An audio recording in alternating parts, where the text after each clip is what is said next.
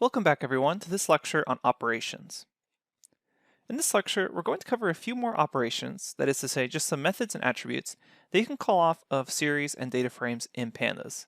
There's just a few methods and attributes that we haven't really discussed yet because they didn't really fit in well with some of the other lectures, but they are very important and really common operations you perform on series and data frames. So let's open up a Jupyter Notebook and get started. Okay, here I am at the Jupyter Notebook. I've gone ahead and imported Pandas as PD and created a data frame and then called the head of the data frame. As a quick note, this is all the code that's in the first cell of the operations notebook. So you can go ahead and just open up the operations notebook. It's 07-operations under 02 pandas folder. You should just open it up and then copy and paste the code as shown here. So this gives us this nice little concise data frame. One thing to notice here is that column 2 has duplicates, 4444, that's shown twice there. So let's begin by showing you a couple of attributes, or method calls actually, that you can call on a column to figure out unique values. So let's imagine we wanted to figure out the unique values that were in column 2. We would simply call the column and then call the unique method. And that returns back an array with only the unique values. So remember 444, that was repeated twice, so unique didn't end up showing that twice. It just shows back the unique values. And then if you actually just want to know the number of unique values, you can say n unique, and it'll return back essentially the length of that list. And whoops, looks like I called column 1. That should be column 2. And there we have 3 unique values here. So we have these 3 unique values, and n unique returns back the number of unique values, which is essentially the length of this unique list. So sometimes people just do something like this instead, just checking the length of that array. So it's essentially the same thing. And then finally, if you want to count the number of instances per unique value without having to do a group by, you can call dot value underscore counts. And then that will have each unique value and then show the number of times it occurs, essentially taking the values and then showing the count of how many times they occur. So we have column 2, 444 shows up twice, 555 shows up once, and then 666 shows up once. Okay, so that's just gathering information on unique values. Value counts is super useful, and you're going to use it a lot when you're working with pandas. Next, I want to remind you how we can select data using conditional selection with criteria from multiple columns. So, if I wanted to create a new data frame with certain conditions, let's say I wanted to figure out the values where, let's say, column 1 is greater than 2, and where column 2 is equal to 444. Well, just as a reminder, the way I can do that is by saying the following. We say df, open and close braces, and then we pass in the conditions we want. So we'll say, give me back where column 1 is greater than 2, and then we'll say where column 2 is equal to 444. And recall that we have to wrap these in parentheses for the conditional selection to work. So there's our parentheses, and then we want to pass in either the ampersand or the pipe operator, depending on if we want an and or or. So it's a single ampersand if you want and it's a pipe operator if you want or. So we'll do an ampersand here, call that new data frame, and here we have the row that meets both those conditions, where column 1 was greater than 2, and where column 2 is equal to 444. Okay, so that's how we can use conditional selection. Now let's move on to applying functions to every value in a column. And this is extremely useful. What you can do with pandas is you can create a function and then apply it to any column and see what the results are. So let's go ahead and create a normal function. We'll call it times 2, and it takes in some number. And then it's going to return back that number times 2. So if I were to call times 2 on just something like 4, I get back 8.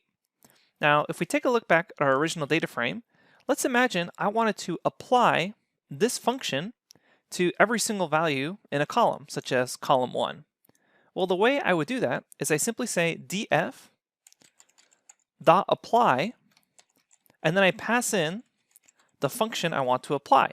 And notice I'm passing it in directly. I'm not actually executing the function. So I don't have open and close parentheses here.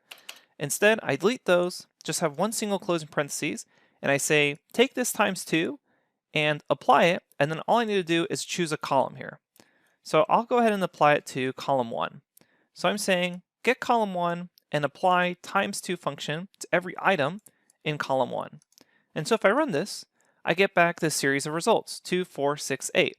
And what's really common is to create a new column from this through an assignment by saying something like new, and then we check out our data frame, and now I have this new column, which is essentially everything in column 1 times 2. So you'll be using that in the exercise later on, so make sure you understand this. Again, you can define any function you want, and then apply it to a column in your data frame by simply passing it in to this apply method. And if you're familiar with lambda expressions, this also works with lambda expressions.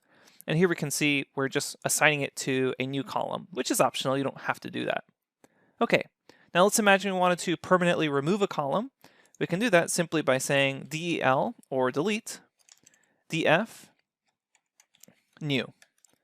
And now if I check out my data frame, that permanently deletes that new column. One other way to do it is by saying df drop, and then if you do shift tab here, you can drop based off a row or a column by specifying the axes. And we've already discussed drop in the data frame lecture. Okay, so now we understand how to grab unique values, how to apply functions, how to permanently remove a column. Other things that are useful is getting columns and index names. So we can do this by saying df columns. That returns back this index list of all the column names. And if you want the same thing for the index, you can say df index. There's other useful attributes such as info and describe. So we can say df.info.